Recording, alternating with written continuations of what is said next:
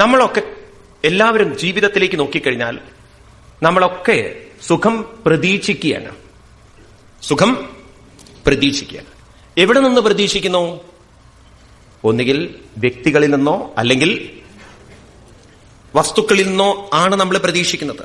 നമ്മളിൽ നിന്ന് തന്നെയാണോ പ്രതീക്ഷിക്കുന്നത്, അതോ അന്യരിൽ നിന്നാണോ? നമ്മളിൽ നിന്നല്ല. നമ്മളിൽ നിന്നാണെങ്കിൽ പ്രതീക്ഷിക്കേണ്ട ആവശ്യമില്ലല്ലോ. If it is there then you need not expect. ഉണ്ടെങ്കിൽ പ്രതീക്ഷിക്കേണ്ട. എന്റെ വീട്ടിൽ തന്നെ വെള്ളം ഉണ്ടെങ്കിൽ ഞാൻ വേറൊരാളുടെ വീട്ടിൽ നിന്ന് വെള്ളം പ്രതീക്ഷിക്കേണ്ട ആവശ്യമില്ല. എന്റെ വീട്ടിൽ തന്നെ ന്യൂസ് പേപ്പർ വരുത്തുന്നുണ്ടെങ്കിൽ വേറൊരാളുടെ വീട്ടിൽ വായിക്കാൻ പോകേണ്ട ആവശ്യമില്ലല്ലോ. ഉണ്ടോ? അപ്പൊ നമ്മളൊക്കെ പ്രതീക്ഷിക്കുന്നത് നമ്മളിൽ നിന്നല്ല, നമ്മളൊക്കെ പ്രതീക്ഷിക്കുന്നത് മറ്റുള്ളവരിൽ നിന്നാണ്. ഇത് തന്നെ നമ്മൾ താളം തെറ്റിച്ചു വരികയാണ്. അതെന്താണത്? നാം പ്രതീക്ഷിക്കുന്നത് പോലെ മറ്റുള്ളവർക്ക് അതേ രീതിയിൽ ചിന്തിക്കാനോ പ്രവർത്തിക്കാനോ സാധ്യമല്ല എന്നൊരു പ്രകൃതി നിയമം നമ്മൾ മനസ്സിലാക്കുന്നില്ല. അപ്പൊ നമ്മൾ മനസ്സിലാക്കുന്ന ഒരു കാര്യം, ഞാൻ പ്രതീക്ഷിക്കുന്നത് പോലെ തന്നെ വേണം മറ്റുള്ളവര് എന്നോട് പെരുമാറാൻ എന്നുള്ളതാണ്. എന്നാൽ പ്രകൃതിയുടെ നിയമം എന്താന്ന് വെച്ചാൽ, പ്രകൃതി എന്ന് പറഞ്ഞാൽ തന്നെ വൈവിധ്യമാണ് പ്രകൃതി. അതാണ് നമ്മുടെ പൂർവികന്മാരെ കണ്ടെത്തിയ വലിയൊരു ശാസ്ത്രീയ കണ്ടെത്തൽ. വൈവിധ്യം എന്ന് പറഞ്ഞാൽ വ്യത്യസ്തതയാണ്. നിങ്ങളൊന്ന് ഒബ്സർവ് ചെയ്ത് നോക്കൂ. നിങ്ങളെപ്പോലെ അതേ 100% ഒരാളെ നിങ്ങൾക്ക് ഈ ലോകത്തിൽ കാണാൻ പറ്റിയിട്ടുണ്ടോ? ഉണ്ടോ? അതേ സ്വഭാവം, അതേ അറിവ്, അതേ കഴിവ് ഉണ്ടോ? ഒരു പാട്ടുകാരന്റെ മകന് അതുപോലെ ആവാൻ സാധിച്ചിട്ടില്ല. ഒരു കലാകാരന്റെ മകൻ അതുപോലെ ആവാൻ സാധിച്ചിട്ടില്ല. ഒരു എഴുത്തുകാരന്റെ മകൻ അതുപോലെ എഴുത്തുകാരനാവാൻ സാധിച്ചില്ല. ഒരു പൊളിറ്റീഷ്യന്റെ മകൻ അതുപോലെ പൊളിറ്റീഷ്യൻ ആവാൻ പറ്റിയില്ല. അവനൊരു പക്ഷെ പൊളിറ്റീഷ്യൻ ആയിട്ടുണ്ടാവും. ശരിയല്ലേ? അതുകൊണ്ട് പ്രകൃതിയുടെ നിയമം എന്ന് പറയുന്നത് വൈവിധ്യങ്ങളാണ് പ്രകൃതി. വൈവിധ്യം എന്ന് പറഞ്ഞാൽ difference is the law of the nature. Difference ആണ്. ഒരു ഇലയെപ്പോലെ മറ്റൊരു ഇലയില്ല എന്നാണ് ശാസ്ത്രജ്ഞന്മാര് പറയുന്നത്. നമുക്ക് സമാനത തോന്നാം, പക്ഷേ അതിന്റെ ഉള്ളിലും കോൺസ്റ്റിറ്റ്യൂഷന് വളരെ വ്യത്യാസമുണ്ട്. മനസ്സിലായില്ലേ? എല്ലാറ്റിലും വ്യത്യാസമുണ്ട്.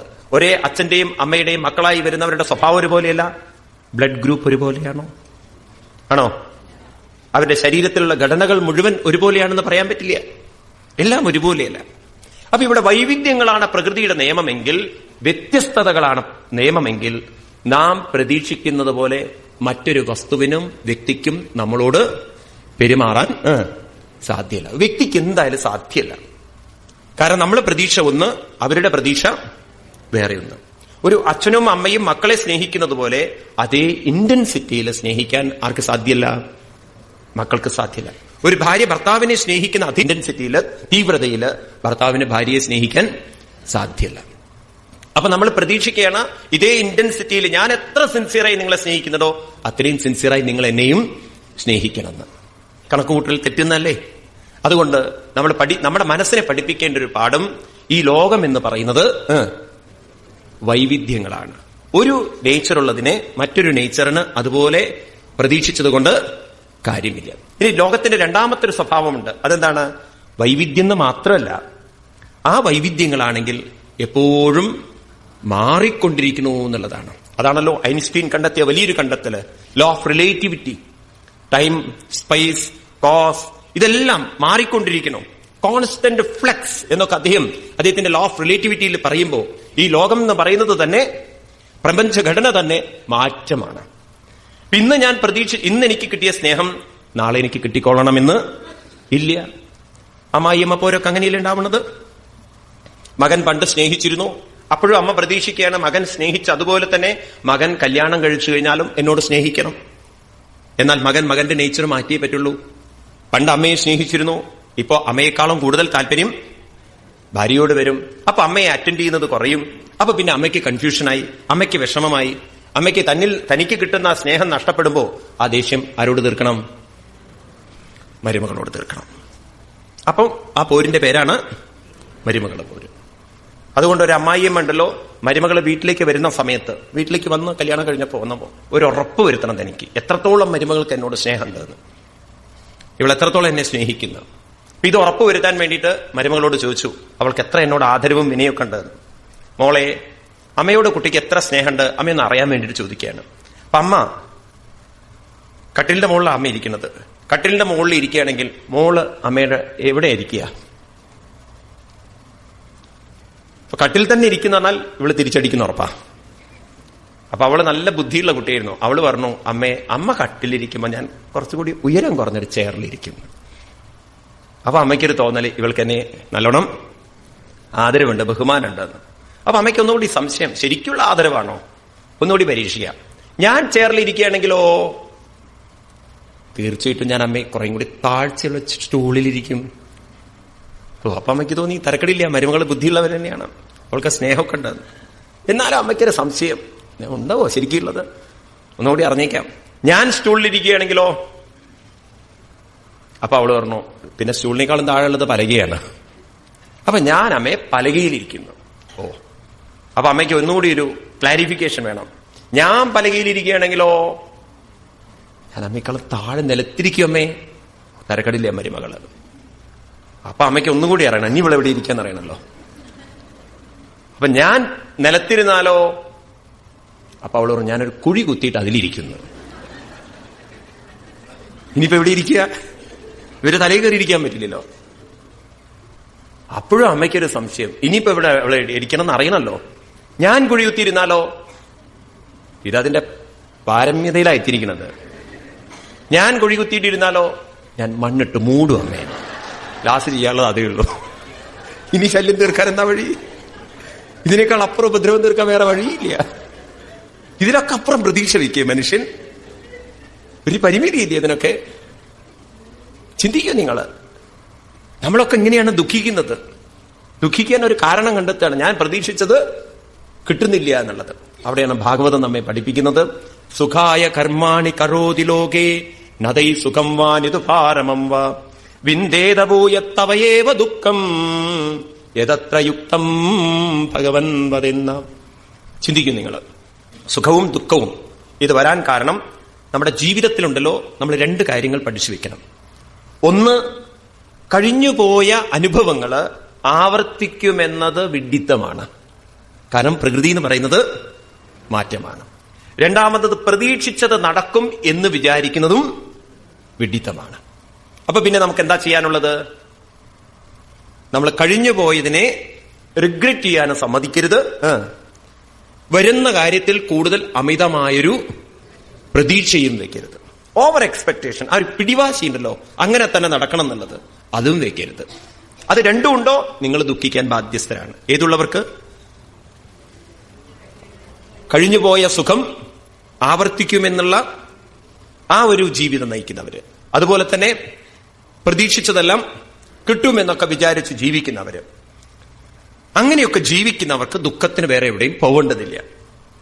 അപ്പൊ പിന്നെ നമ്മൾ എങ്ങനെ ജീവിക്കണം പറയാണ്? നമ്മുടെ ആറ്റിറ്റ്യൂഡ് മാറ്റി തന്നെ വേണം. നമ്മുടെ മനസ്സിനെ നമുക്ക് എപ്പോഴും ഒരു നന്മയിലേക്ക് തിരിക്കാൻ സാധിച്ചാൽ തീർച്ചയായിട്ടും മനസ്സിന് ഏത് പ്രശ്നങ്ങളിൽ നിന്നും ഉയരാൻ സാധിക്കും. സ്വാമി ചിന്മയാനന്ദ സ്വാമികളുടെ ഒരു സ്റ്റേറ്റ്മെന്റ് ഉണ്ട്, വളരെ മനോഹരമായി പറയും.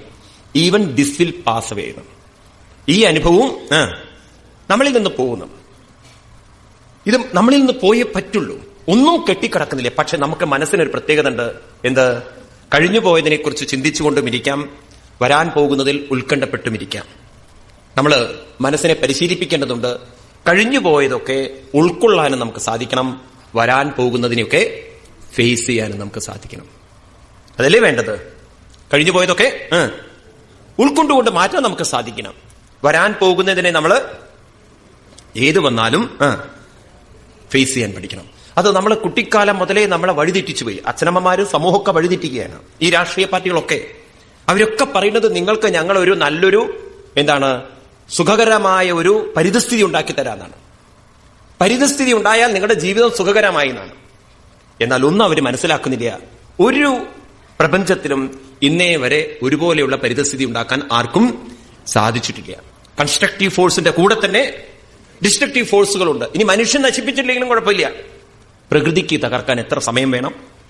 നമ്മുടെ പരിതസ്ഥിതികളെയൊക്കെ ആകെ തകർത്ത് തരിപ്പണമാക്കാൻ പ്രകൃതിക്ക് ഒരു നിമിഷം മാത്രമേ വേണ്ടൂ. ആണോ അല്ലയോ? നമ്മുടെ ഋഷീശ്വരന്മാർ നമ്മളെ പഠിപ്പിക്കുന്നത് പരിതസ്ഥിതി അനുകൂലമായിട്ടല്ല ജീവിതം സുന്ദരമാക്കേണ്ടത്, നമ്മുടെ മനസ്സിനെ നമ്മൾ അനുകൂലമാക്കിയെടുക്കണം. ഏത് പരിതസ്ഥിതിയെയും ഉൾക്കൊള്ളാനും ഏത് പരിതസ്ഥിതിയെയും അഭിമുഖീകരിക്കാനും നമ്മുടെ മനസ്സിന് നമുക്ക് സാധിക്കണം. അതിനെന്ത് വേണം? അതിന് നമ്മുടെ മനസ്സിനെ നമ്മൾ എപ്പോഴും എന്ത് ചെയ്യണം? എൻഗേജ്ഡ് ആക്കണം. എൻഗേജ്ഡ് ആക്കുക നല്ലതിനെ പറയേണ്ടത്, അതിനെ എന്റർടൈൻ ചെയ്യാൻ നമ്മൾ പഠിപ്പിക്കണം.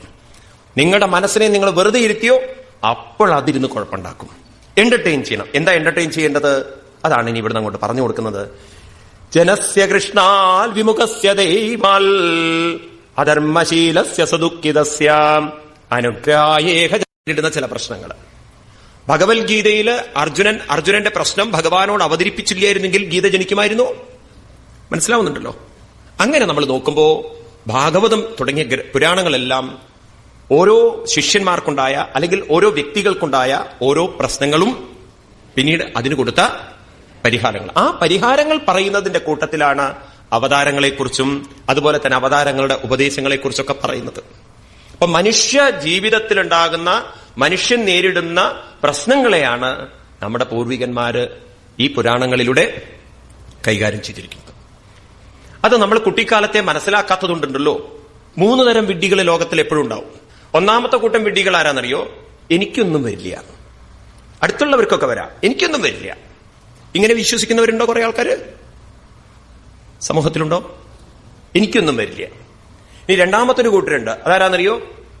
എന്തു വന്നാലും എനിക്ക് നേരിടാൻ പറ്റുന്നു, വരുന്നിടത്ത് വെച്ച് ഞാൻ കണ്ടോളാം, you mind your business, I will face it എന്ന് പറയുന്ന കുറെ ആളുകളുണ്ട്. വിൽ പവർ കൊണ്ട് നേരിടുന്നു പറയുന്നത്. അങ്ങനെയും കുറെ വിഡ്ഢികളെ കാണാം. അതാണല്ലോ അർജുനനൊക്കെ ഉണ്ടായത്. കൃഷ്ണ തേരെടുക്കും, ഞാൻ കണ്ടോളാം, ഞാൻ നേരിട്ടോളാം എന്നൊക്കെ പറയുന്നൊരു ധാർഷ്ട്യഭാവം. മൂന്നാമത്തെ ഒരു കൂട്ടരുണ്ട്. അവരാണ് ഭക്തന്മാരെന്ന് പറയുന്നവര്. അവരും ഒരു വിഡ്ഢികൾ തന്നെയാണ്. അവരുടെ വിഡ്ഢിത് എന്താണ്? ഗുരുവായൂരപ്പൻ എനിക്കൊരു വിഷമവും തരില്ല, എന്റെ വിഷമങ്ങളൊക്കെ ഗുരുവായൂരപ്പൻ അറിയാം, എനിക്ക് അറിഞ്ഞുകൊണ്ട് ഗുരുവായൂരപ്പൻ ഒരു വിഷമവും തരില്ല. ചില അമ്മമാര് വളരെ ഇന്നസെന്റ് ആയിട്ട് നമ്മളോട് ചോദിക്കുകയും ചെയ്യും, സ്വാമി ഞാൻ എന്നും തൊഴുന്ന ആളാണ്, എനിക്കൊരു വിഷമം ഗുരുവായൂരപ്പൻ തരില്ലല്ലോ. ഒട്ടുമില്ല, കാരണം നിങ്ങൾ തന്നെ ഒരു വിഷമം ഗുരുവായൂരപ്പനെ, ഇതിനും വലിയ വിഷമം വേറെ ഇല്ല. ഇങ്ങനെ കണക്കാക്കുന്ന ആൾക്കാരുണ്ട്. അതായത് ദൈവം എനിക്ക് യാതൊരു വിഷമവും തരില്ല എന്ന് പറയുന്നത്. അത് വേറൊരു വിഡ്ഢികളാണ്. എന്നാൽ വിവേകികളായിട്ടുള്ള ആളുകൾ അവര് എങ്ങനെയുള്ളവരാണ്? ഇന്നെനിക്ക് വരാം, ഇന്നെനിക്കുണ്ട്, നാളെയും വരാം, എന്തു വന്നാലും ഞാൻ അതിനെ എങ്ങനെയാണ് നേരിടേണ്ടത്, ഇത് ഇപ്പോ എനിക്കറിയില്ല. അതുകൊണ്ട് ഇത് അറിയുന്ന മഹാത്മാക്കളിൽ നിന്ന് അതിന്റെ മാർഗങ്ങൾ ഞാൻ മനസ്സിലാക്കി വെക്കണം എന്നുള്ള ജിജ്ഞാസുക്കളാണ്. അപ്പൊ നമ്മൾ നോക്കുമ്പോണ്ടല്ലോ 2 തരം പരിഹാരങ്ങളുണ്ട് ലോകത്തിലെ ഏത് പ്രശ്നങ്ങൾക്കും. ഒന്ന് നിങ്ങൾക്ക് താൽക്കാലികമായും പരിഹരിക്കാം, നിങ്ങൾക്കതിനെ പെർമനന്റലിയും പരിഹരിക്കാം. ഉദാഹരണത്തിന് കാലിലൊരു മുള്ള് തറച്ചിട്ടുണ്ടെങ്കിൽ അത് പഴുത്തു, അതെങ്ങനെ പസ്സൊക്കെ ഡെവലപ്പ് ചെയ്തിട്ടുണ്ടെങ്കിൽ തൽക്കാലത്തേക്ക് നിങ്ങൾ ആ പസ്സൊക്കെ എടുത്ത് കളഞ്ഞിട്ട് മരുന്നൊക്കെ വെച്ച് കെട്ടിയാൽ ചെറിയൊരു ഉണക്കൊക്കെ വരും, ചെറിയൊരു വേദനയ്ക്ക് ശമനം ഉണ്ടാവും. പക്ഷെ പ്രശ്നം പരിഹരിക്കപ്പെടുന്നുണ്ടോ? ഉണ്ടോ? കാലിന് പ്രശ്നമുണ്ടാക്കിയ മുള്ളിനെ എടുത്ത് കളയാത്തോടത്തോളം കാലം ആ പ്രശ്നം പരിഹരിക്കാൻ സാധ്യമല്ല. ഒരു പ്രശ്നത്തെ നമുക്ക് താൽക്കാലികമായും പരിഹരിക്കാം, ഒരു പ്രശ്നത്തെ നമുക്ക് യഥാർത്ഥ വിധത്തിലും പരിഹരിക്കാം. ഈ താൽക്കാലിക പരിഹാരമാണ് നമ്മൾ ഈ ജ്യോത്സ്യന്മാരുടെ അടുത്തേക്ക് പോവല്, നിങ്ങൾ ഈ അമ്പലങ്ങളിലേക്ക് പോവലൊക്കെ. തൽക്കാലം നിങ്ങൾക്കൊരു പരിഹാരം കിട്ടും, ഇല്ല എന്നൊന്നും പറയുന്നില്ല. പക്ഷെ നിങ്ങൾ ശാസ്ത്രങ്ങൾ പഠിക്കുന്നതിലൂടെ ആ പ്രശ്നങ്ങളെ നിങ്ങൾക്ക് സ്ഥിരമായി പരിഹരിക്കാൻ സാധിക്കും. അതുകൊണ്ട് ഭാഗവതത്തിലെ 3-ാമത്തെ സ്കന്ധം ഇവിടെ ഒരു പ്രശ്നത്തിലൂടെയാണ് ആരംഭിക്കുന്നത്. നേരത്തെ ഉദ്ധവരെ സംവാദം പറഞ്ഞു. അങ്ങനെ ശ്രീകൃഷ്ണന്റെ ദേഹവിയോഗമൊക്കെ ഉദ്ധവരിലൂടെ മനസ്സിലാക്കി. എനിക്ക് ഭാഗവതം മനസ്സിലാക്കി തരാൻ ഭഗവാൻ ആരെ ഏർപ്പാടാക്കി വെച്ചിട്ടുണ്ട്? മൈത്രേയ മഹർഷി ഏർപ്പാടാക്കി വെച്ചിട്ടുണ്ടെന്ന് വിതുരര് ഉദ്ധവരിലൂടെ അറിഞ്ഞ് ഹരിദ്വാറിലേക്ക് പുറപ്പെടുന്നു. അങ്ങനെ ഹരിദ്വാറിൽ വെച്ച് വിതുരര് മൈത്രേയ മഹർഷിയെ കാണാണ്. ചെല്ലുന്നു, അവിടെ ചെന്ന് നമസ്കരിക്കുന്നു അദ്ദേഹത്തിന്റെ അടുത്ത്. ആ പാതാരവിന്ദത്തിൽ ഇരുന്നു കൊണ്ട് ചോദിക്കുന്ന ചോദ്യം 3ാം സ്കന്ധത്തിലെ 5-ാമത്തെ അധ്യായത്തിലൂടെ ആരംഭിക്കുന്നു. ദ്വാരിദ്വനദ്യാർഷഭക്കുരൂണം മൈത്രേയമാസീന മഹാദബോധം ക്ഷത്തോപസൃത്യാച്യുതഭാവശുദ്ധാം പപ്രച്ഛ സൗശീല ഗുണാബ്ദിതൃപ്താം. ആ മൈത്രേയ മഹർഷിയുടെ അടുത്ത് ചെന്നിരുന്ന് കുരുവംശത്തിലെ മഹാനായിരിക്കുന്ന വിതുരര് പപ്രച്ഛ ഇങ്ങനെ ചോദിച്ചു എന്നാണ്. നല്ല ചോദ്യമാണ് ഈ ചോദ്യം. എനിക്ക് തോന്നുന്നു ഭാഗവതമൊക്കെ നമ്മൾ കുട്ടിക്കാലത്തെ പഠിക്കേണ്ടതായിരുന്നു. കാരണം ഇന്ന് നമ്മൾ അനുഭവിക്കുന്ന പ്രശ്നങ്ങളൊക്കെ ഉണ്ടല്ലോ, ഒരു 5000 വർഷങ്ങൾക്ക് മുമ്പ് നമ്മുടെ പൂർവികന്മാരെ കണ്ടത് ഇവിടെ കാണാൻ പറ്റും. വിതുരവുവാചാം സുഖായ കർമാണി കരോതി ലോകോ അതൈ സുഖം വാനിതു പാരമം വാം പിന്ദേതഭൂയത്തവയൈവ ദുഃഖം യതത്ര യുക്തം ഭഗവൻ വദിന്നാം. സുഖായ കർമാണി കരോതി ലോകേ. ഈ ലോകത്തിലുള്ളവര് സുഖായ കർമാണി കരോതി ലോക. വളരെ ലളിതമാണ് മനസ്സിലാക്കാൻ. കരോതി ചെയ്യുന്നു, ലോകത്തിലുള്ളവര് കർമ്മങ്ങൾ ചെയ്യുന്നു. എന്തിനു വേണ്ടിയിട്ട്? സുഖായ. എല്ലാം ചെയ്യുന്നത് സുഖത്തിന് വേണ്ടിയിട്ടാണ്. ആണല്ലോ? നമ്മൾ എന്ത് ചെയ്യുന്നതിന്റെ പിന്നിലും ഇത് ചെയ്തു കഴിഞ്ഞാൽ സുഖം കിട്ടണേ, സുഖം കിട്ടണേ, സുഖം കിട്ടണേ എന്നുള്ളതാണ്. സ്കൂളുകളിൽ പഠിക്കണു, നല്ല മാർക്ക് കിട്ടണം, അപ്പൊ സുഖം കിട്ടും. മാർക്ക് കിട്ടിയാൽ മാത്രം പോരാ, ഉയർന്ന പഠനത്തിലേക്ക് പോകണം, വേണ്ടേ? അതിന് അഡ്മിഷൻ കിട്ടണം, അപ്പൊ സുഖം കിട്ടും. അത് മാത്രം പോരാ, ഈ പഠനമൊക്കെ കഴിഞ്ഞാൽ എനിക്ക് ജോലി വേണം, അപ്പൊ സുഖം കിട്ടും. ജോലി മാത്രം പോരാ, ഉയർന്ന ശമ്പളം കിട്ടണം, അപ്പൊ സുഖം കിട്ടും.